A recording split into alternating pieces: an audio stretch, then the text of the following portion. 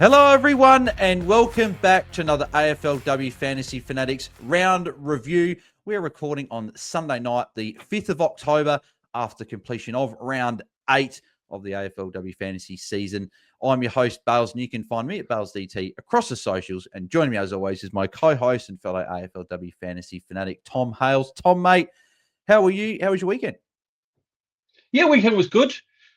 Weather was a bit of a disappointment here in Perth. Had my cricket game rained off yesterday, but that allowed me to be able to watch all the games of AFLW this weekend. So every cloud's got a silver lining, and it was great not to have overlapping games, to be able to actually sit down and just binge watch all of them, get all the information to hopefully make some better trades than I did last week, this week. Yeah, exactly. Yeah, no, it's always nice, which is good, but cricket already. We're not even summer yet, and we're already Yeah, playing cricket. yeah. This is cricket season now. As soon as footy season's done, cricket season. Yeah. Yeah, no, it makes sense. That comes from someone that hasn't played cricket for a few years. So there you go. Yes, let's get stuck into what our trades were for this past weekend. So what did you end up doing with your trades, Tom? So I did Shelley Heath down to Jenna Richardson, which kind of went meh, okay. I did Tessa Boyd up to Britt Gutnet, which also meh. And I did Ash Woodland down to Piper Window. Mm. Please, AFLW clubs, coaches, like public relations departments. Next door Tell neighbors. us when people are next door neighbor. Tell us when people are out, please. When I got that news yesterday evening, on the back of someone we're going to talk about scoring really, really well in a new role, I was next to myself with absolute fury because there's nothing I could do. No edit trade in FLW. Just had Oh. to sit there. Luckily, I had Lauren Young on the bench that I could chuck on field and cheer her for that her first goal in FLW, which was fabulous. But just having to watch, and some coaches won't be as lucky as me to might not have I suppose that's why we have an emergency, but to bring in a red dot was mighty frustrating. Yeah, don't get me started on that. That was hearing on like the comms and stuff, and hearing around that they knew Thursday. She injured it Thursday. Just nut. You see the amount of players that get named out on a Friday said, "Oh, they pulled up from training sore. They won't play this week." Why are we waiting till the Saturday to announce it? Like, I don't understand. I would love for the AFL and the AFLW to get to a point, a little bit like the American football, where it's essentially daily they have to do injury reporting, and if a player misses one drill in a training session because they might have tweaked their ankle, they get listed as like an ankle injury, even though it might not be severe, and they let out so the information of knowing that. I'd love to get to a point where we're like that, maybe not daily, but even just like once a week, we get real proper up-to-date injury reporting would be absolutely fantastic. But who knows if we'll get that. That was very frustrating. And I saw photos after the game of Piper Window standing next to Germac, like smiling and that. And I'm like, Piper, we're not smiling. We're disappointed. We wish that we knew you weren't playing so we could have made adjustments. But unfortunately, we can't do that with no edit trade, which is frustrating. Did you say the rest of your trades as well before we went on? I think that was a good discussion for us. Yeah, But did you say what no, the rest no, of your trades were? no. I started with the rest and Okay, ended cool. with Yeah. Yeah, cool. I just had not Brent. Woodland to window trade in my head, and I was like, okay, let's discuss that. But I did that Lots exact of same trade. yeah. Yeah, I did the exact same trade. So I ended up going Ash Woodland. Well, no, sorry. In terms of the trades, I went Woodland down to Stone to lock that in from the first game, which I was very happy with Stone's sort of re-debut, sort of bringing her in for the second time of the year with a 68, and we'll talk about her. Heath to Lucas Rod. Happy with that trade. And then Zanka to window. That's the one, right? If I'd known of the changes, I just wouldn't have done Zanka to window, and I would have maybe done Dunlop down to Tipping just to bank cash. I know Tippy didn't score great, but would have banked cash for this week, which could have been handy, but there could have been someone else who could have traded instead. So, let's get into our weekend recap. So, Tom, how did you go? What was your score? What was your, well, we can't see round ranks because Lockett hasn't lifted, but overall rank, how's that looking? Yeah, so despite having to play a rookie on field randomly, I had a decent week. I had a 1472, which moves my overall rank up about 100 spots to 235th. So all in all, fairly solid in my quest for the 100. Yeah, What about you? He's catching me. That's a precarious position. 1407. Disappointed. Pretty disappointed. Could have been it was the week that could have been. I feel like for my team, there was a version of my trades where I went Woodland to Hodder, and Neve McLaughlin to either Tilly Lucas Rod or Maeve Chaplin. And it would have been funding that would have been Zanker down to Taylor Smith or Laura Stone, who I probably would have gone in the end. So that was very disappointing. I could have brought in a couple of hundreds in defense in the forward line. That would have been massive, and I would have been top 100. I would have been here. The head would have been probably out of the camera shots. It would have been so big, but unfortunately, not the case. So down 25 spots, which considering the week I had isn't too bad. I'll take the fact I didn't drop much, but losing another 30 point, well, not another, just losing 30 points on the top 100 is a bit frustrating. I think I'm exactly 90 points away. So still very much in reach. That can be caught up in a week, right? A captain decision, a few big scores. But with 4 weeks to go, I would have liked to have been within good touching distance. Instead, I'm a tiny bit back, but still plenty of time to go to get into the top 100. Plus and minus 3. +3. I'm gonna give I want to give a big shout out to my whole midfield, but Ashradell and Ella Roberts, fantastic today and yesterday. But I'm going to give it to Taylor Harris. I've had her for what feels like all the season. I brought her in like round 3 or round 4.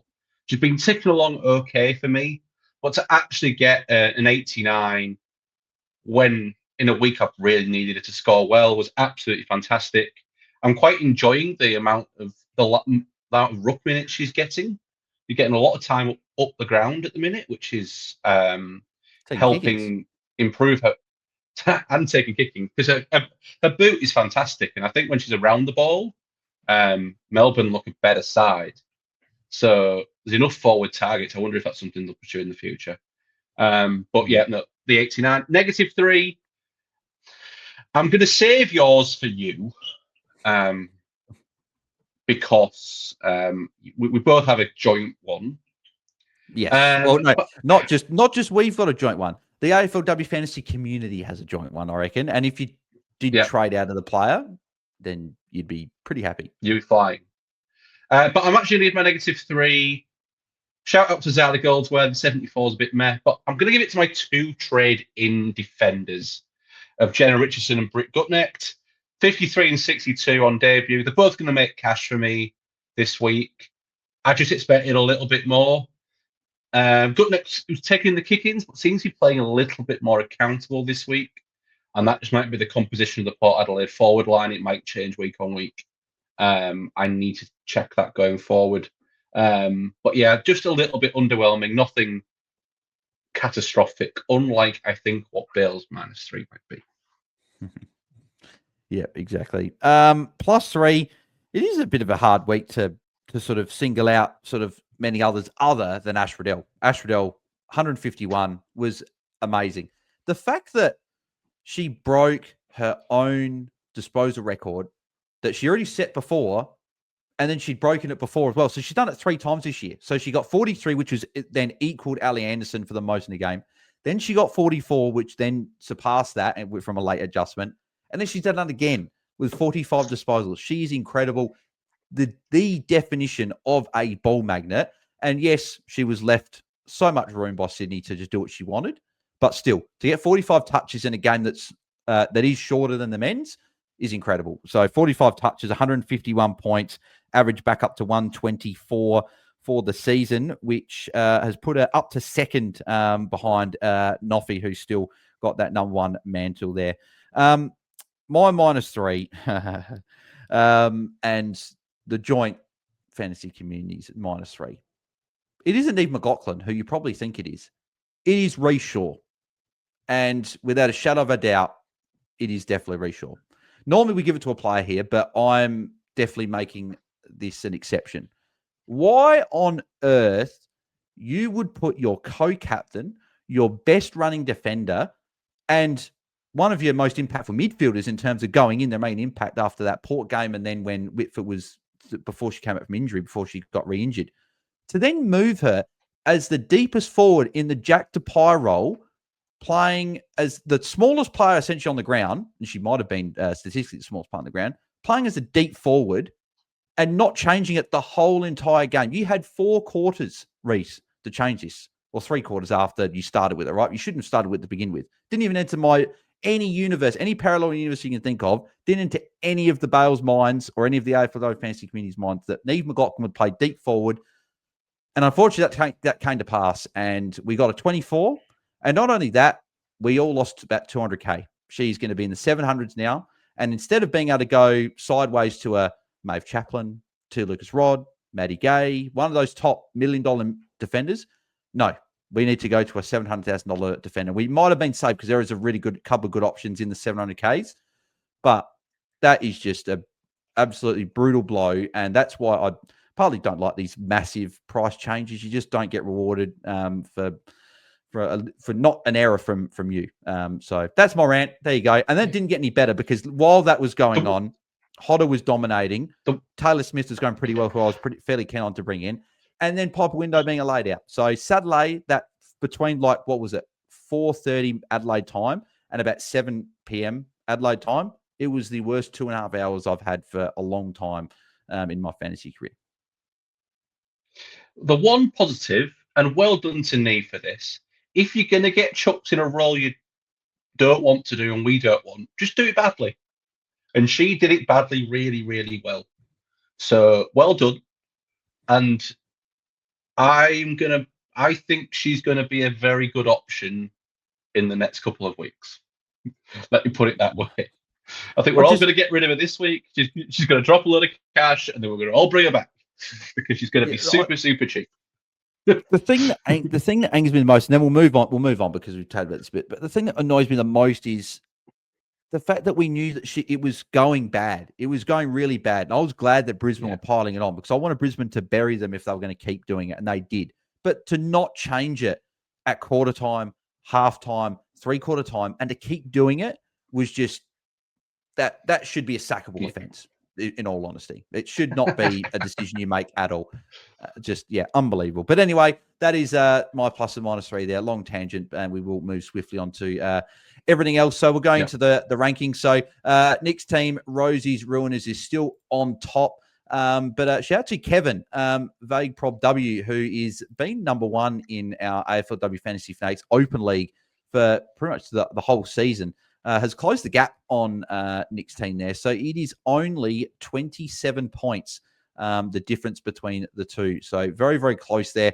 So shout out to Kevin there. And we do have 44 coaches inside the top 100 in our Open League. And we do have Rodney's team, Polyfan, who is currently 100th there. And he's an 11,742. So that is the score you need to be in the top 100. So as I said before, 90 points away I am from that one there. And obviously, shout out to a couple of friends of the show as well. We do have Eloise there currently inside the top 20, up to 19th this week. Jono, who's also up to 27th there as well. And I think Liam dropped a couple of spots, but he's still 67th there. So still in the top 100, going along very, very nicely. So shout out to a couple of the legends in the Content Creators Cup, which we will move on to now. So the Content Creators Cup this week. So I luckily got a win. I didn't have a great week, but unfortunately, both me and Mel copped a fair bit of carnage. Just Mel copped a little bit more than me, 1407 to 1326. Tom, how did you go in your matchup up against JS? And then run us through the other fixtures as well. Yeah, so I managed to get a narrow 10-point win over JS, 1472 to 1462. Jono, top 30 coach, strong win over Will by about 70 points, 15-10, the top score in our league this week for Jono. Fantastic score. Liam narrowly beat DC in a very low-scoring affair, 1394 to 1372. Eloise continues a march towards the Hilux with a crushing victory over Jaiden by 270 points, 1476 to 1206. Jackson, the other half of sliding doors, got a narrow victory over Jake from Hatcher, 1386 to 1360. And that rounds up. And the ladder, the most important, up the top. I'm still there. By win. I'm hanging on. I've got some very tough games over the next few weeks. I think I've played the bottom half, first half of the year. Now I'm playing the top half. And I have by far the best defense. And that's all that matters. You've got a defending AFL Fantasy head-to-head. The only coach that hasn't I had to say top score this week. Only coach hasn't conceded more than 9,800 points. Unbelievable. So yeah, no, going along very nicely up the top there. So we'll have to see. I think we'll be coming up against each other towards the back end of the year. So that could be a round 11 game. Ooh, yeah, that's because the league works out to be, because it's a shorter season, because we've got 12 coaches in there, 11 games. The top two just playing the grand final. So that's probably the easy way to do it. So that could be one that really gets the other person. I'm hoping we're in a position where someone is like, if you keep winning, I think it'll be a prelim. Yeah, if you keep winning, and then I just get that last win to get in, and then it's us in the grand final, that'd be good. But we'll have to see how it does go. The big issue is I think I've got to play everyone I've got to play is in the top 100. So it might be a fall from grace. But that's where I'm trying to get with my side. So let's see how the final few weeks go. Beautiful. Alrighty, well, let's recap the round and go through our studs and duds. We'll whip through these pretty quickly so we can get into the trade ins and outs and what we're looking at potentially doing this week. So we'll start off on Thursday night, and Hawthorn getting a good win over Freo by 15 points, 33 to 18. Before we do this as well, Tom, I've mentioned this plenty of times. This game had to have been played at Marvel Stadium. I don't understand why more games aren't played at Marvel. Like, it doesn't have to be MCG yet. Eventually, I hope we can get there. But, like, the games would be so much better. Like, I just find it unfair that players need to kick into that sort of wind and those conditions. You see the games at GMHBA, People First Stadium, like, they're good games to watch because, like, the wind isn't affecting, because it's not community ground. The grandstands block out all that wind. Like, Icon Park's pretty good as well, but that can sometimes be a bit windy, but it's probably the best AFLW ground probably going. So just frustrating to watch. But anyway, your stud from this game, because I'll be taking the duds this week. Who's your stud? Yeah. Shout out to Laura Stone for a 68 price. 600k, it's a good effort, but I've got to give it to the two rucks. Lucy Wales, who I think has shown in this game that she is the number one ruck this year. But Mim Strong, 109, good bounce back from her as well. I'm not sure it's worth making a trade there, but the two rucks with some very good scores. Yeah. And what about the ducks? Yeah, the last quarter for Strom was good with 42 points to close that gap a little bit to Lucy Wales, so which was very good to see. My dud from this game, I'm just having a look here. Most players did fairly well. Like most relevant players went over 60, right? There wasn't really anyone that went under. So probably going to be a little bit of a harsh dud here, but probably going to give it to. Feels bad giving it to Kiara Bowers, even though she scored 92. No, I'll still do it, right? Because VC, Thursday night, Hawthorn, good matchup. The game and part of it was the game didn't really suit Bowers and her style, but yeah, 92 when we had her VC was a bit disappointing. Like, she still did all right. She still had 21 touches, 11 tackles. It was just that, a few free kicks against probably meant that wasn't a 110. But part of me's glad it wasn't just a 105, because then we would have gone, do we take it? Do we take it on?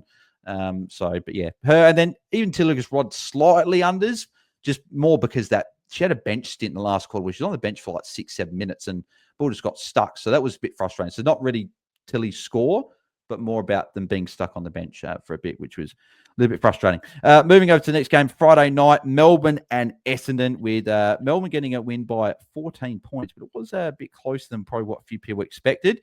I think we know who the stud will be. Yeah, once again, a couple of quick, nice shout-outs. Bonnie, too good. Looks like she's probably going to be a top 5 forward at this rate. Another great performance. But the stud, probably the D1 at this stage, Maeve Chaplin. Just everything good that Melbourne did goes through her. They look for her all the time, exiting that back half of the ground. And the best part about it, or two great parts, kick to handball ratio, 21 kicks to 3 handballs, absolutely fabulous from a fantasy point of view. But also she's getting the marks and she's getting the tackles. It's a pretty nice role, playing on ball and then kind of drifting back as a loose. I just hope she's not out of reach with regards to pricing. Yeah, I think she probably is. She'll be over 1.1 million and going to be very hard to bring her in. And I think for those that maybe trade Neve McLaughlin, they may have that cash to be able to get her. Whereas the people that had Neve are going to have to be shopping in cheaper areas, and it's going to be a big jump if you want to get up. Which is it's crazy that 300k difference now between them when there was only 40k last week. So yeah. Very, very harsh AFLW fantasy can be at times. My dud from this game, again, it's going to go to a player that didn't score awful, but Kate Hoare, 88. Essendon just seemed like a matchup I thought she would really sort of cash in on and go 110, 120. But to score 88, 19 touches, one behind, didn't really have the same impact that Kate Hoare normally does, which was a little bit disappointing there. So, and then just also thought I'd mention as well, Shelley Heath went out injured, looked to be a hand injury really late in the game. So we don't know the extent of that, but just something to keep an eye on for those Shelley Heath owners, because she wasn't too bad with the 62, but just something to watch in terms of injury moving forward. Moving to the Saturday games, we'll start off with Battle of the Coaches that we wish did things differently, but they continue to do things that annoy us as AFLW fantasy coaches. GWS and St Kilda, with St Kilda winning by 14 points, and a couple of tons here, but no fantasy relevant players. So who gets your stud from this game? I'm going to give it to Charlotte Simpson as probably the most fantasy relevant player who did well. As the rookie, getting a 68 is some major cash gem for those who have her. She's going to be well up to 750, 800k now, which is going to be absolute godsend to be able to get that onto the field and fix some issues. Obviously, shout out to Sarah Hoy and Bet Beeson and Lambert and Brasendale all getting tons. But if anyone has any of those in the team, well done. There's a few more lower scores in this. So, Bales? Yeah. Now, Sir Hoy is someone just to keep an eye on for future years. I think she'll be a really good fantasy player eventually. Shout out to Blair Davies. Blair Davies broke 50, I think, for the first time in her career. She got 54. I think she would have done it a couple of times, but she got 54, but from 51% game time. So not too bad considering it was a lower game time there. But yeah, she did say with the lower scores, there were a few lower scores, a lot of injuries as well from this game. So like Guttridge went off injured. I think Nicola Barr went off. That looked like a pretty serious knee injury, unfortunately. For Bianca Jacobson also went off, then was on crutches. So it could be a few changes, unfortunately, for St Kilda. But my dud from this game, it's got to go to Tani Evans, 36. She's probably a pod for those coaches. She's not massively owned, but she's owned by enough that she's still a topic in terms of the forward line. And unfortunately, 36 points is not going to cut it. She's has had an impact forward of the ball just because she's a very, very good player, but she is so much better as a defender. I don't know why she's not playing as that general in defense. But anyway, that is it is what it is. But some other poor scores. Shout out to Jesse Wardlaw and Cambridge McCormick, who cancelled out each other, just going for marks and spoiling each other. Really frustrating that neither could really play off of each other and both go well. But yeah, unfortunately, lower scores for both of those girls and could be potential trade outs if he had them there. More so Wardlaw probably than McCormick. One thing I should like to mention from this game, and it's just a watch, is B. Jacobson went off injured. Serene Watson's turnaround in form this year coincided with the return of B. Jacobson, and it allowed Watson to play a little bit more loose. So we need to see how serious that is, and if Serene then has to start playing more defensive accountability, might limit her scoring. She did get caught on the bench in this game, and that's kind of why her score's a bit lower. She had a poor second half. But just a note that I want to flag at this stage. Yeah. You'd imagine like Kyler Fords might be the one to come in for Bianca Jacobson, but yeah, whether that means Serena Watson has a bit more of a defensive role, but I think she'll probably just keep playing the role that she has because she's just so good at it. But who knows? It is St Kilda, so it could change at the drop of a hat. Moving over to North Melbourne and Sydney, and geez, North Melbourne just very good to watch. They're the new benchmark. They are amazing to watch. 68-point winners over Sydney, and Sydney crumbled just under North pressure. Not North aren't just good with the ball; they're also very, very good without the ball. They're just a complete team. They are looking fantastic. We know who the stud is. Who's the stud? Well, yes, Ash Riddell, absolutely amazing. Someone I do want to have a big mention though and talk about is Zippy Fish. 116 halfback role is back. If we had DPPs, she would be such an option, and she's going to be such an option in 2026 as a defender. Yeah, as a defender, Zippy Fish, 34 touches, everything. I don't think she misses a target ever. Like elite skills, elite pace, brave, going back taking intercept marks. Absolutely amazing performance from Zippy Fish. She basically put Sydney on her back and tried to drag them to some kind of respectability. So absolutely awesome. There was a kick that she had on the boundary line. I think it would have been the third quarter, where she was up against the boundary line on her wrong side with her left foot, and she laced out a target with her non-preferred. And I thought, geez, this is just seeing players like that coming through now for the AFLW is exciting for the competition moving forward. It's just incredible to see talents of Zippy Fish, Ash Centra, Ella Roberts, who's already been, who's an absolute star, which I'm sure she'll be getting a mention towards the end of the games. My dud from this game, a couple of lower scores here. I'm going to give this as a dud because I guess it's the most relevant fantasy player we've got on field, and it's more of like this is the last dud because we were going to bring her in this week. Chloe Malloy with a 48, probably not more of a fault of her own, just to score 48. You want a little bit more, and the fact that not really anyone else went a lot worse because you're looking at rookies like Steele Park with a 26. You're looking at Tessa Boyd. A lot of people would have jumped off as well with a 45. Boyd with a 46. So, yeah, I thought I'd give it to Chloe Malloy, but we love Chloe Malloy, and she'll be a massive target this week, I would imagine, for a lot of coaches. Moving to the next game, which was the unfortunate watch of Gold Coast and Brisbane. Brisbane by 68 points. Normally we go the stud first, but the dud, I'm going to go through quickly because I went on my rant already. Neve McLaughlin, Reece Shaw, they get the dud from this game. Not more than Neve McLaughlin, not her fault. But Reece Shaw gets the dud from this game for putting your co-captain as the deepest forward when she was the smallest player or one-off on the ground. So who gets your stud? Courtney Hodder, hands down. And she did this from a forward role. This wasn't midfield Hodder. This was forward Hodder. 4 goals, 8 tackles, 112 points. Amazing for those who jumped on, and she's going to be over $1 million and ungettable. I think she's she's going to be like near Maeve Chaplin. I think Maeve Chaplin will be over 1.1. She'll be just shy of 1.1 million. Crazy. Which absolutely amazing run of form, and her run is great to come. Like if you're on the Courtney Hodder train, congratulations, you're going to enjoy that all the way to the bank. Yeah, I'm not.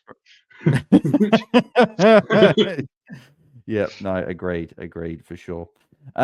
Moving over to the last game on the Saturday, which was Port Adelaide and the Western Bulldogs, and again another frustrating fantasy game from with Pipe Window being out. So who gets your stud? Shout out to Ash Woodland. Shout out to the girl I had in my team for ages and traded out. 86, great. But she just gets it done every week. Matilda Schultz, 97, just gets hit out Alice Edmonds, which is no mean feat. Absolutely great performance again from Matilda Scholes. Another person that I've traded out in the last couple of weeks. Great work from this fantasy expert. But yeah, Schultz, fantastic. Yeah, exactly. My dud from this game, I'm partly going to give it to Port Adelaide and the coaches, their injury reporting. Like, I think that it's almost the double whammy is the fact, no, triple whammy, right? The double whammy is the fact that we brought in a player that didn't play because they're injured, and then they should have let us know earlier. But then the sort of the pain more than that was the fact that a lot of us traded Ash Woodland out to do that. And with Window being out, the Woodland role was going to be great because she was in the midfield the whole time. She was forward a couple of times, like in the third quarter, and I think in the fourth as well. But she was mostly, 70%, 75% midfield, and had a good game in terms of her score. And yeah, frustrating as a non-owner now to trade her out. Dud from this game probably have to go to Britt Gutnecht, who you brought into your team, Tom, just with the 53. You probably want a little bit more from that. 0 marks was the disappointing one there. But yeah, she was the one that went well. Ellie Blackburn, for those that jumped on a 70, was disappointing. She was the second highest Bulldogs scorer, but we know that Dogs and Port Adelaide, we probably should have looked at this and gone, this is going to be a low-scoring fantasy game. Neither team loves scoring fantasy points, and when you put them together, just a fast-paced game. And I saw a stat as well that no Port Adelaide player before last night had over 20 touches since round 3. That's 5 weeks of football that no 20 touches. But Abby Darrett got 21, thanks to her last quarter where she had 9 touches. So if that wasn't the case, it would have been another week when Port Adelaide didn't. But we know Port don't play a high possession game, which just means that their fantasy scoring will suffer because of that. Moving over to Sunday, and Richmond upset win over Adelaide. Very disappointed as a Crows fan. But Richmond with their first win of the season, and the highest scoring player of the round, I would assume, would be getting your stud here. Yeah, Mon Conti. 156, goal, 34 touches, 7 marks, 10 tackles. She was allowed the freedom, just the freedom of Australia by Adelaide. Just put someone somewhere near her at any point. And this is not the first time. This is now 3 weeks in a row. And I brought this up last week on the pod. Adelaide do not have anybody who is able or willing to play any kind of accountability defensive role in that midfield. This is now, we've had Rowbottom, Gardner, and now Conti, who have all gone 140 plus. Adelaide, and it might change. We might see a change in the mix this week. But if nothing changes, Adelaide are the matchup for the big mids. Yeah. Mon Conti was very, very good. And I think I just thought I'd put this up as well. I think to go to your point about how good of a matchup Adelaide are, obviously friend of the show, Liam put up a tweet before and was saying that in terms of the Adelaide matchup over the last few weeks and how good it is. So if you look here, round 6 against the Suns, Rowbottom had 30 touches, her most for the season. Round 7 against the Swans, Gardner 37 touches, her second most, with 38 being her most. And then today, Monconti 35 touches most of the season. So it's a trend over the last 3 weeks, and it's coincided with the fact with Gould getting injured and Randall also being out. That's and maybe concern with the player I'm probably going to give the dud to, and it's more about her last 3 quarters, and it's Sarah Goodwin. 75 on the face of it isn't a bad score. 75 for a defender, you go, that's fine. Like, that's par, I'll take it.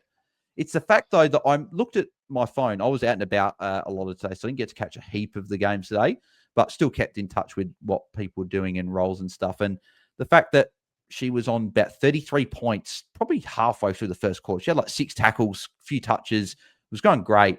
Didn't touch the rest of that quarter. Had a fairly quiet last 3 quarters and just didn't really get amongst it, particularly in the last quarter. I think she should have really got an 80, 90 score. So disappointing. And she let Conti do what she wanted. Looked like she was going bit head in stoppages, and she's not the player, unfortunately, to be tagging. And Conti sort of gave her a bit of a lesson in terms of that in the midfield today, unfortunately. Moving over to Geelong and Carlton getting a win by 18 points here. No fantasy tons. And I guess for your relief, she didn't do it. She didn't. Dana Finn didn't ton up, so that streak is broken. But still, she still scored 93. Still second highest scorer in the game, so we're still good. But who gets the stud from this game? Because there's probably not a score that jumps out to you that you go, yep, they're the stud. You know what? I'm going to give it to two Geelong forwards in Jackie Power in Ash Maloney, purely because they are probably the most fantasy relevant players who did okay, apart from Dana Finn. Just still amazing, but it was quite a low-scoring fantasy game, quite a low tackling game. Not a lot of tackles around. It was kind of a weird game. I don't know whether that was just an anomaly of the champion data people doing this game, or I did watch the game, but I don't know whether it was just a bit of an anomaly. But no, nobody really stood out. Yeah, which means that a lot of people didn't go very well. So we'll give some honourable mentions, but a few of these get sort of mentioned in the dud here. So, Caden Tipping, first game, 10 points with 12 hit out, with 12 hit outs as well. That's concerning there. Piper Dunlop, 25. She won't lose a lot of cash. Her break-in was 31, but still, you're going to drop a little bit of cash. 47% time on ground for Piper Dunlop. It's 47. I don't get why they're doing that. Just drop one and play one. I don't understand. But anyway, Darcy Vesio, 27. They had a holding the ball free kick as well and a goal in the last quarter, so 14 points. So 13 points up until that point. Not very good. Keep moving through here. Brooke Vickers, for anyone that jumped on her, 38. I was a bit nervous when Adam Mackay came into the team, but she was there. Just going through here. Harriet Cordner, 52. Not great. But unfortunately, the dud from this game, Georgie Prasparkas, 57. No marks, which she hasn't been doing a lot this year, but only 5 tackles and 17 touches. Seemed like Carlton weren't doing a tag per se, but they were very aware of Georgie Prasparkas where she was at all times, so she couldn't have that impact. So poor score, and if you don't have an Ash Riddell, Jazz Garner, one of those bigger mids you can afford, even Mon Conti could be someone you look at, even though she got North this week. Maybe you make that switch over. That could be a trade you look at doing. Moving over to the final game, and that is West Coast and Collingwood, with West Coast recording a 45-point win, which I believe is their most ever, the biggest win in an AFLW game, or equal at least. Stud from this game, we love her in the AFLW fantasy community, and I know that you especially do. Who's getting your stud? I love her. Shout out to Lauren Wackfer, who had a proper breakout game. That's back to back. Fantasy. She had a good game last week as well, I think. So yeah, absolute breakout this year for Lauren. But 85-point first half. Ella Roberts. She did slow down after half time. She did only get a 33-point second half, but 118. She is one of the best players in the AFLW. She is in the conversation for the best player in the AFLW. She is so good. She might be leading the AFLW Best and Fairest Award at this point. She could be leading the AFLW Best and Fairest. Ash Riddell's probably leading, but I think Ella Roberts is right there as well. We've won 5 games, and it would be very hard for her not to get 3 votes in all 5 of those. Yeah. Ash Riddell's got competition because they're filled with stars, that North Melbourne team. Like, absolutely amazing. Shout Ash Centra, Imogen Barnett, 2 good scores from those 2. Ash Centra's very good. Barnett. Yeah, I don't know what happened, but she was injured late, so that's something to just watch. Yeah. I'm very excited. Along with Zippy Fish, I'm excited for 2026. Ash Centra. I think she's going to go from strength to strength from a fantasy point of view. Just a shame the season's so short that we had to trade her out so early. Yeah. Britt Vanici was fine as well, for those who have Britt Vanici. Yeah, turning up there, which was good. My dud from this game, so shout out to Emma Swanson, who just the scoring's just not been there. Like 33 again today, just not getting it done. She's dropped so much. She was an option in preseason we talked about that could be a safe, solid defender, but just hasn't been that. But the dud from this game, unfortunately, I don't love giving it to a rookie, but Annabelle Johnson, 13 points when people brought her in at 460 odd K to make cash, and she's now dropping cash. And the only reason I couldn't bring her in was because I couldn't afford it. So, and I went Lou Field, who hasn't played, or Lulu Field, who hasn't played for a couple of weeks. But yeah, just very disappointing. 13 points, 2 disposals, 2 marks and a tackle. Just, from a whole game is not what you want. So, yeah, very disappointing from her, unfortunately. That'll do us for the games recap. So we'll go through our trade outs and trade ins. We'll start off with the trade outs. And I think we got to start off in defense. We got to go straight to Neve McLaughlin. I know you mentioned that she did the role bad, but her break even is going to be super, super high. I think this is abort ship time, and you can jump back on her in a week or two if the role comes back. But are you in agreement that she would be one of the high priorities to be trading out this week? I think unless you have injuries. Yeah. Or some injuries, of course. If you've got some injuries, then you might have to hold. But I think she's a trade. The one saving grace about it is that it's only 4 weeks to go before the end of the season.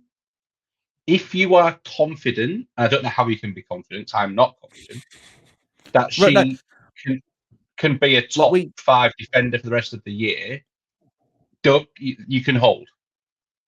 But if you decide to hold, you can't then trade her out next week because she's going to be 650k next week. unless she bounces back. So if you think she's going to bounce back, you can hold. But my opinion is, I think you just get off. There's other players you can either go up or sideways from her, and there's enough decent players with decent runs around that spot.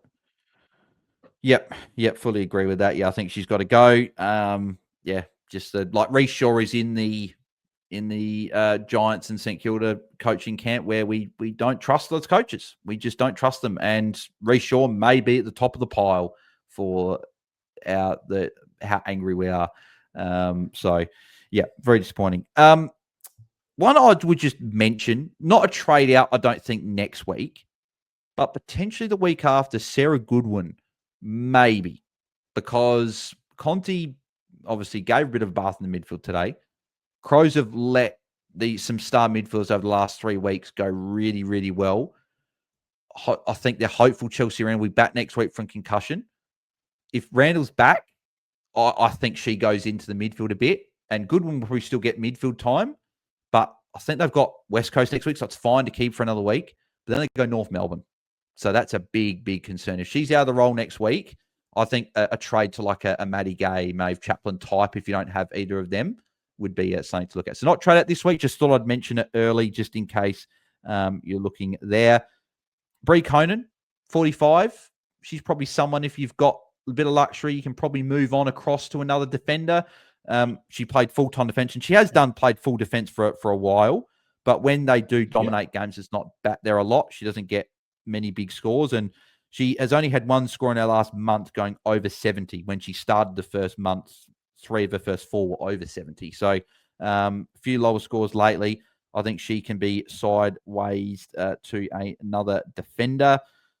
That's probably the main one in terms of the big defenders. Was there any other the big defenders that you were concerned about that you'd look at trading? I think if you've got Tessa Boyd, someone like that on field, you're probably still looking to upgrade them, like Beckott, players like that. But like I think looking at the fixturing for defenders, like there's nobody really that people have that I'm too worried about having to get off at this stage. Maybe a Harriet Cordner, if you jumped on, you can get straight off again.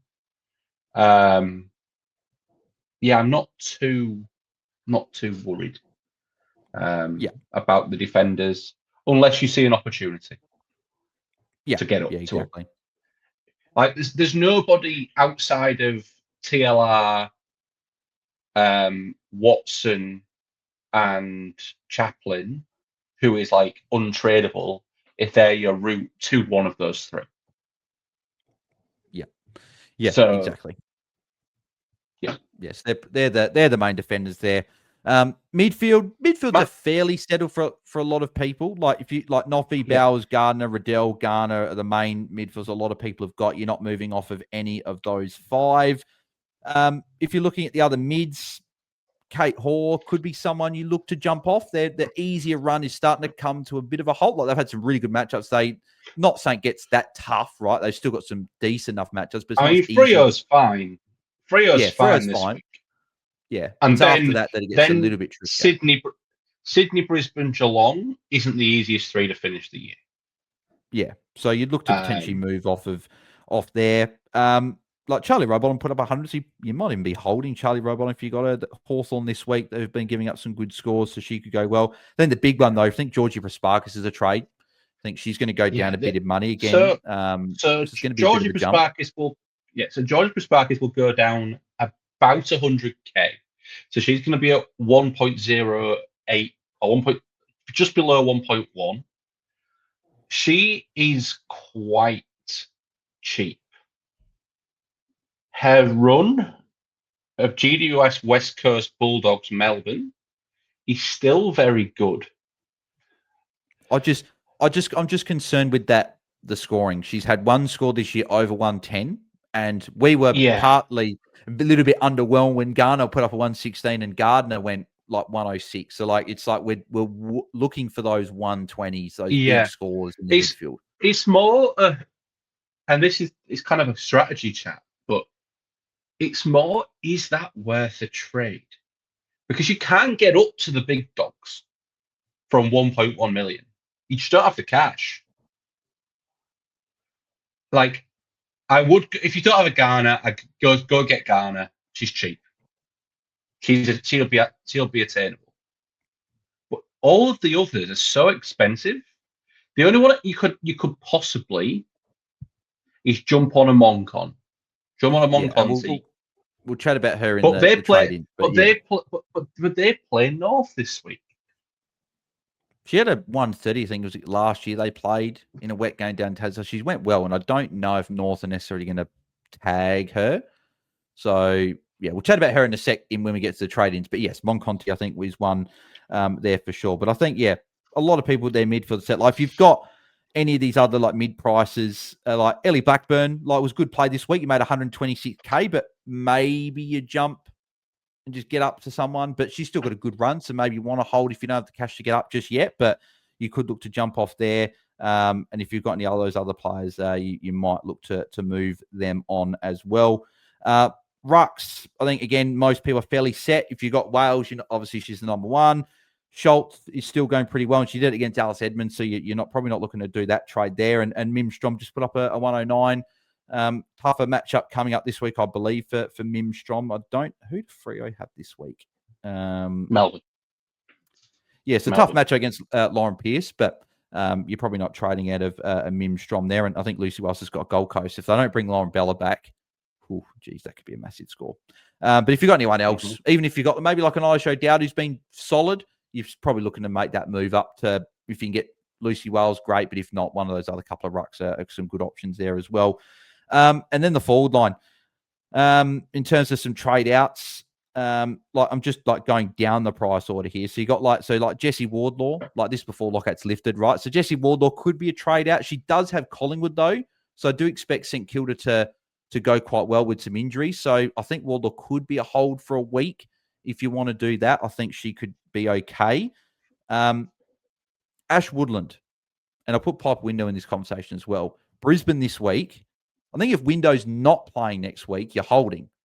But if Window's back, do you take that 80 and go, well, I was looking at trading her out anyway. Do you just sort of take the score and get off because it's a tough matchup? And if Window's back, we saw the week before it was 56% CBAs for Woodland and 44 for Window. Are you a bit concerned that that's going to maybe continue next week? And if it's against Brisbane, might not be a good score if she's forward. Yes is the short. The short answer is yes. I think, but it depends on your team, right? Because if you have like a Zanka or who else? If you've got Neve McLaughlin in defence, or you've got a Georgie Prasparkas, so you've got multiple players that you might want to trade out. I feel like this week we're going to have a lot of players who you can trade, but it's trying to nail the ones who you should trade, which is going to be the difficulty. Yeah, exactly. And Woodland's probably not one that stands out right to trade out. But so if you've got luxury, you may look to move just before the tougher matchup and with window potentially back. Barnett's a watch, not a trade out as she's playing because her role was better today. She looked amazing the first half, but if she is injured and she's out, obviously that is a trade. So that's just something to watch there. Going down the list. I still think Eden Zanker's a trade out. Like she's got okay this week with a 63, but you're probably still looking to move on. She had a really good start and slowed down after that, so I'm still happy trading her. Now, Piper Winner, we didn't really mention too much with Woodland, but I'm actually really contemplating if she plays, trading her. She's up against Brisbane. She's up against Brisbane. She's having a half midfield, half forward split, and apparently this was the same ankle that she came back from. If she's had a little bit of complication, they're not going to rush her back and they're not going to put her straight back in a better midfield role. I'm concerned that she's going to play either managed minutes, forward time, or she may not play next week. So I'm still looking to trade. Would you be fine with those coaches that jumped on last week to trade straight back out? As someone who jumped on last week, I will 99% jump off. I think I'm the same. I kind of saw it as a bit of a 1 week and watch play anyway. Yeah. Bank the good cash gen in a nice-ish matchup against the Bulldogs and then see what I want to do. It's going to be about 80k to get to Chloe Malloy. Which I think is going to be a very popular trade this week. Yeah. But we'll talk about ins. But I think there's forwards around her price who I think are good options, who you can definitely get involved with. Yeah, exactly. And probably the last forward to touch on before we get into trade-ins is probably Blaine Bogue. Like she is so good to watch. I haven't owned her all year, but I still really enjoy watching her play. The fact that she's going to be a great first year was last year, and she's top 5 in the goal kicking for this year is crazy. She's been so good, and that ankle breaker on Brenna Tarrant, that sidestep was just nasty. Yeah. That was she's so good. She does have Richmond, so if you have really pressing issues, I feel like you could hold another week. But I feel like if you've got luxury of trading her out across to a Laura Stone, who we'll chat about very shortly, or another forward, I think that's still a good play to be making. Moving to the trade-ins, if you've got the money, you can afford Maeve Chaplin, go for it. She looks amazing. She's playing the Maddie Gay role, but at Melbourne, just bring her in if you've got the money. But I know a lot of people are struggling for money. Speaking of Maddie Gay, what did you make of her? I thought she went all right, considering that was a managed minutes. Say managed minutes. She played 86%, but I felt like the first half she didn't play a lot, but the second half she was on the ground a lot. So 74, first game back, looked to be sort of getting, obviously the game had changed a bit from last year to this year. I'm still a fan of targeting her as early as this week, but I think she got Brisbane not this week, the week after. Maybe you wait for that match up to pass to then jump on for the final fortnight, but are you happy to jump on as early as this week? You can. So Maddie Gay... Lockout. The prices have just adjusted right now. So she's 1.019. So she went down about 46k this week. Yeah. So yes, you can do it. I think I want to watch again for my personal team. But if you're looking for a defender, the Bulldogs are a decent matchup. You definitely can jump on. I'm just worried about someone who's had like no preset or been out for a while, and we're expecting her to come back in and hit the heights. It's still a lot. She's still expensive. And so for me, I'm probably going to watch a little bit, but definitely can jump on there. Yeah. And Maeve Chapman, by the way, went up 110k, price at 1.128 million. So if you jumped on, you'd be very, very happy. Going down here. So Serene Watson's still an option, but as you said, maybe not this week. If you don't have Maddie Gay, you could go there instead. You could even go for a TLR if you don't have Tudorus Rob, because I think they're still a great option if you didn't jump on. Their run is started last week, but Gold Coast this week and moving forward is great. So I think they've got a great run and something you should definitely look at targeting. Going down the list, so Neve McLaughlin went down 202k. Mira Gervin is 2k less, who also didn't get a mention as much. didn't get as much of a mention because not a lot of people have got her She right. went forward. But she was forward at the start of the game as well. But funny that they moved her back.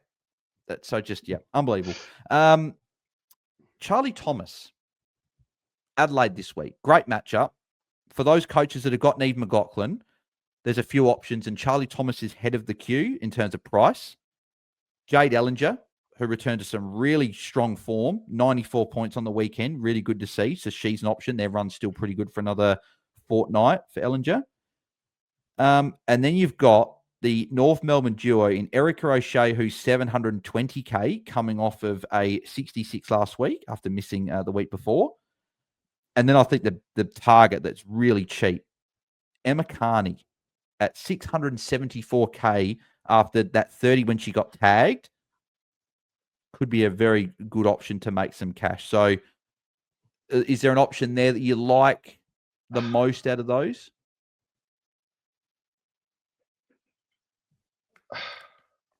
I think it's hard. I'm not going Thomas. I just don't think we've seen it enough from her to bring her in.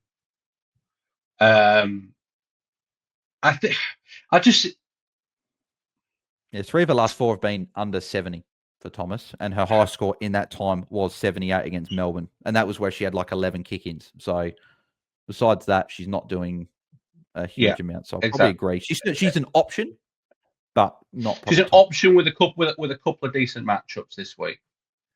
I think it's Ellinger versus Carney's probably the one.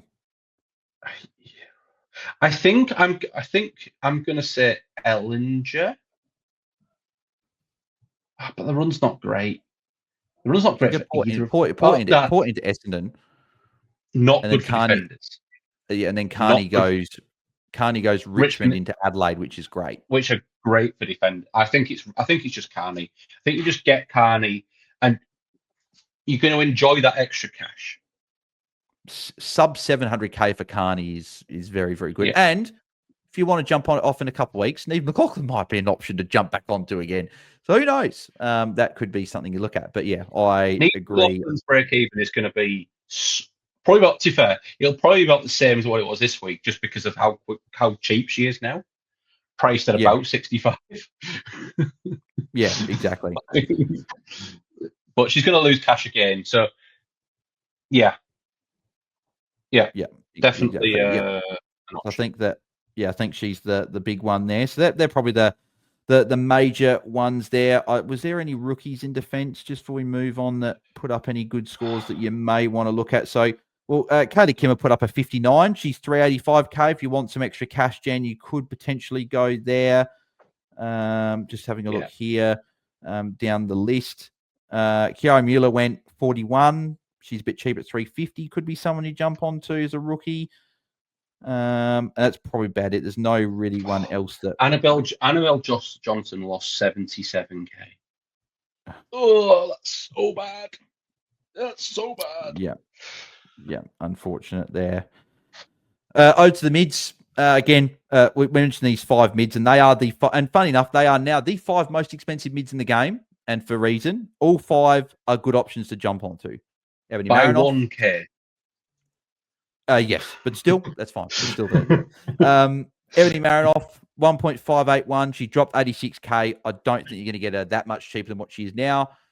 She's got West Coast this week. Then North, so it'll be interesting to see how she goes against North Melbourne, but she's a great option. Laura Gardner passed the North Melbourne matchup, so still a very good option if you got the money. Kiara Bowers dropped a bit in cash, but their run for mids for the rest of the season is fantastic, so I still think Bowers is a good option.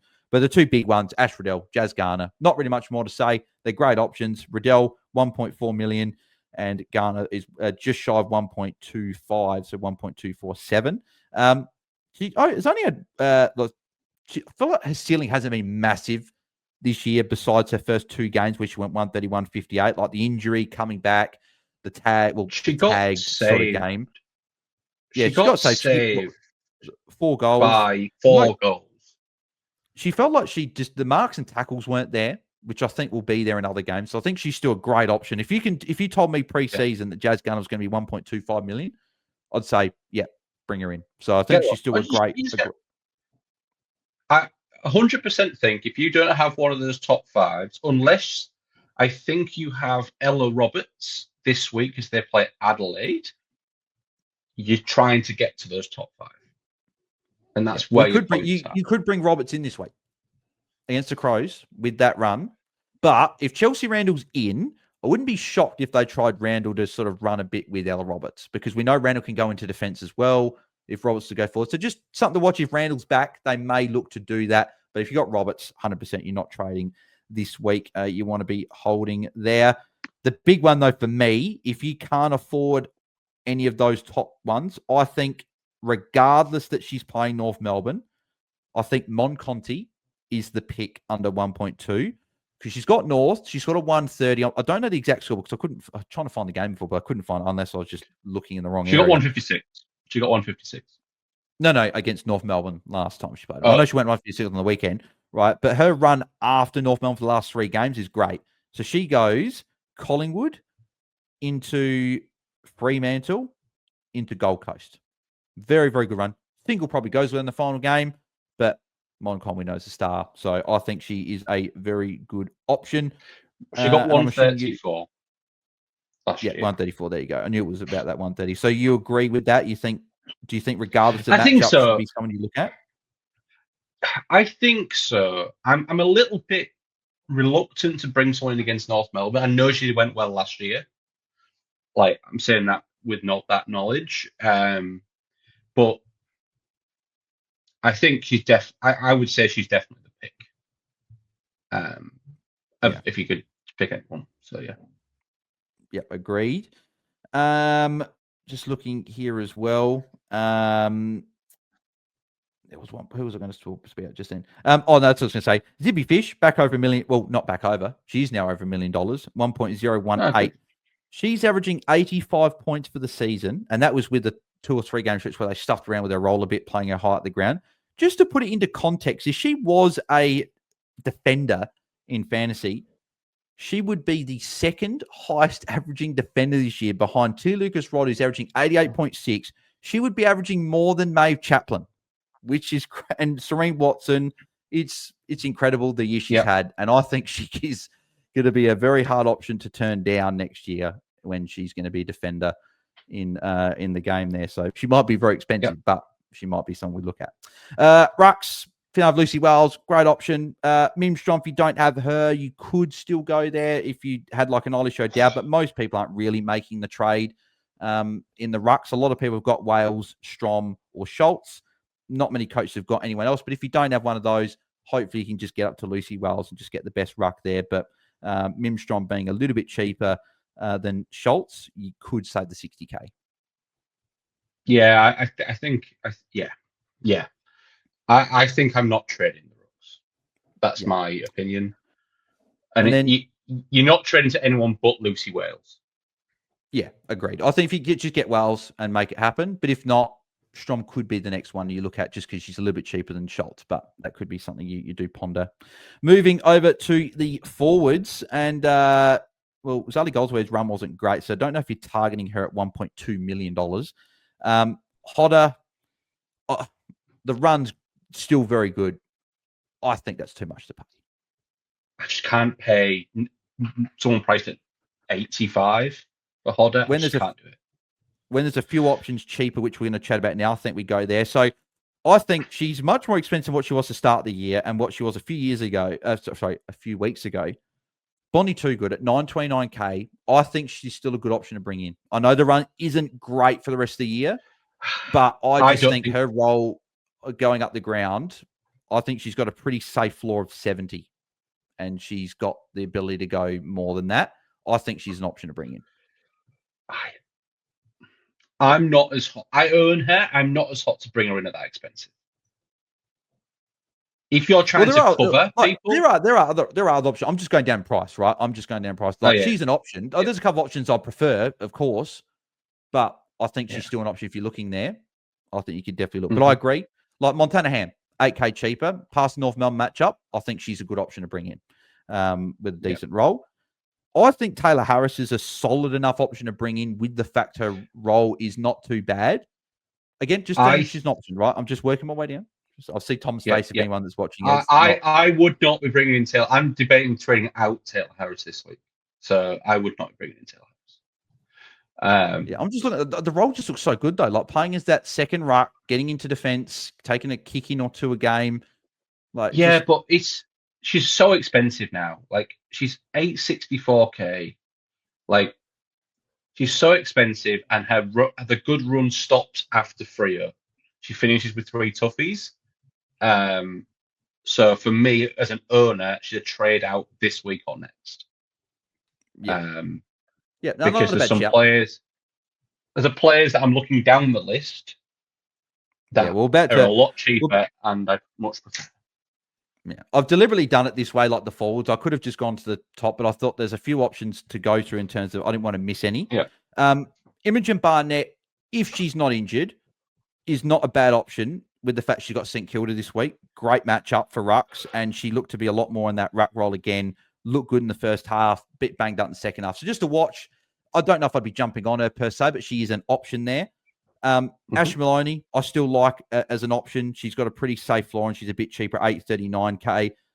She has only gone below 72 once since round 2, and that was a 62 against Port Adelaide. So she's got a really high floor, looking really good. She's an option.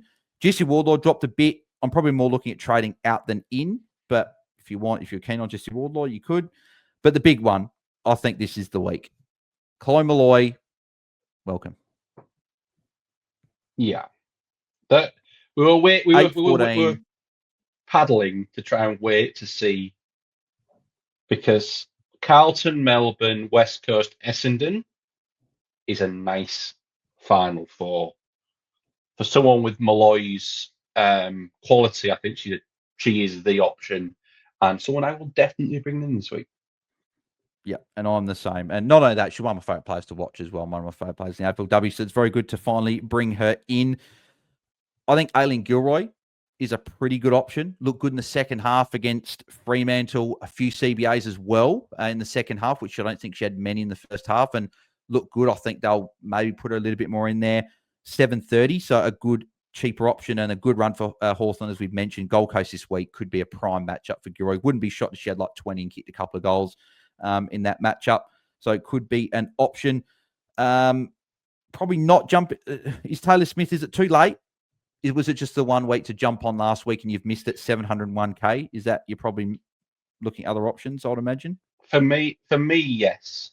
Yeah, no, I agree, I think.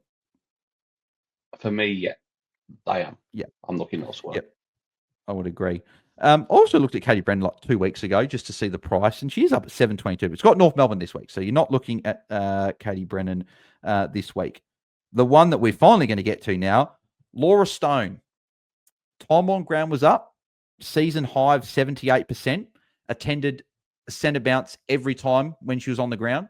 And when I mean when on the ground, like just pure midfield. Great role.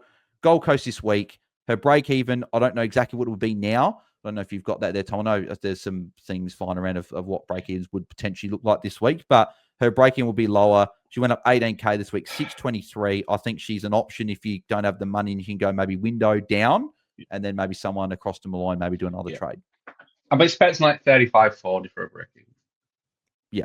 So, which is good because one of those 50s drops out of a price cycle and that 60 obviously goes in. So, yeah, I think she is a very good target and she's probably the cheapest I'd go. There's not really anyone below her price I'll look at and go, yep, jump on. So, that's the trade-ins.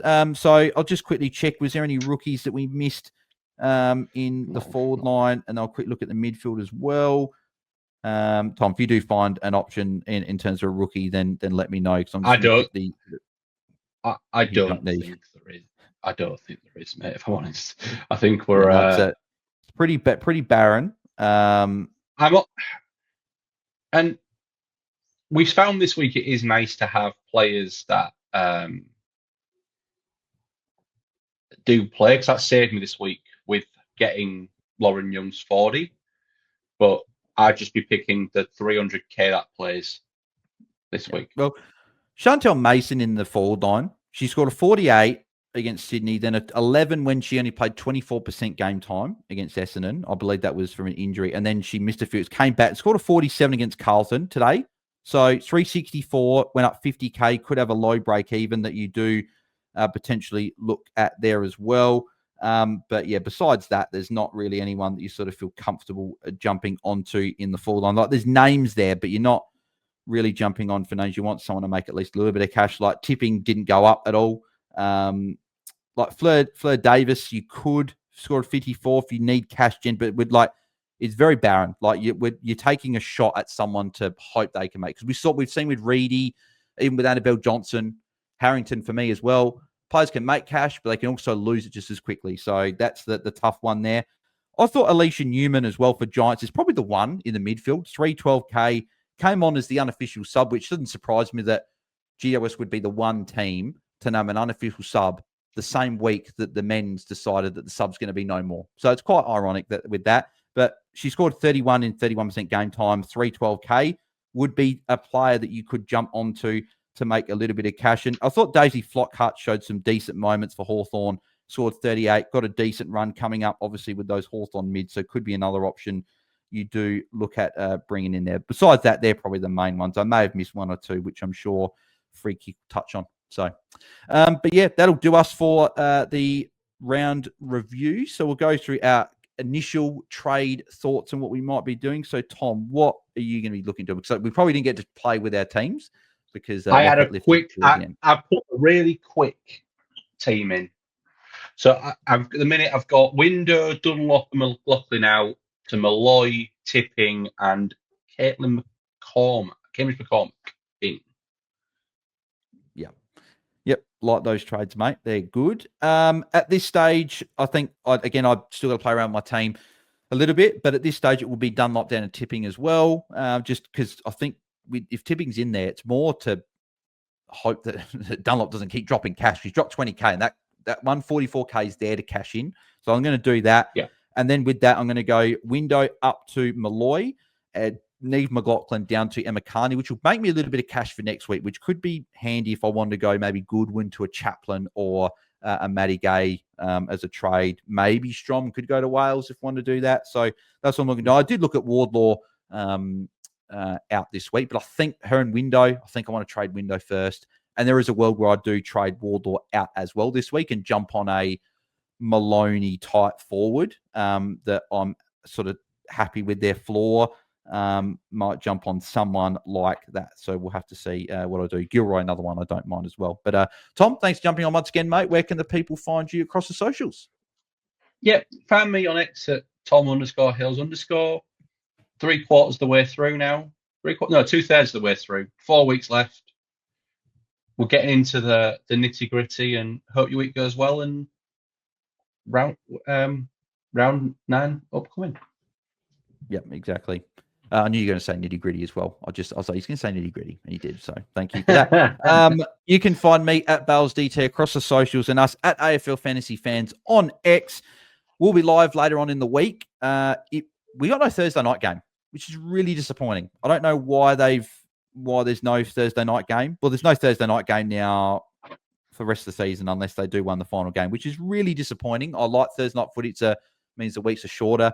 So we've got Friday nights next few weeks. So our pre-lockout chats will be a Thursday or a Friday, one of the two. We'll coordinate with Free Kick to make sure we don't want to obviously clash with them. We obviously want to go on the other night. So it'll be one of those, right? So make sure just tune in Thursday and Friday night, right? You'll either have us or you have Free Kick. So we'll let people know across the socials when we're live or about on the day. But yeah, make sure you guys stay tuned to the socials. As I said, at BAILSDT, at Tom_Hales, at Tom_Hales_, because I don't normally say it. So I thought I'd stuff it up there, unfortunately. Or at AFL Fantasy Fans, one of us will tweet it out and we'll let you guys know when we're live. But it'll be a Thursday or a Friday before that game on the Friday. So we'll see how we go. But thanks for tuning in once again. If you're watching on YouTube, like, subscribe, do all that good stuff. Always very much appreciated there. And if you're listening on the podcast, a 5-star rating and review would also be very much appreciated. Have a good start to your week, guys. Hope your week goes well and happy trading. And we'll catch you guys for a pre-lockout chat later in the week. So thanks, everyone. Have a good night. See ya. Bye.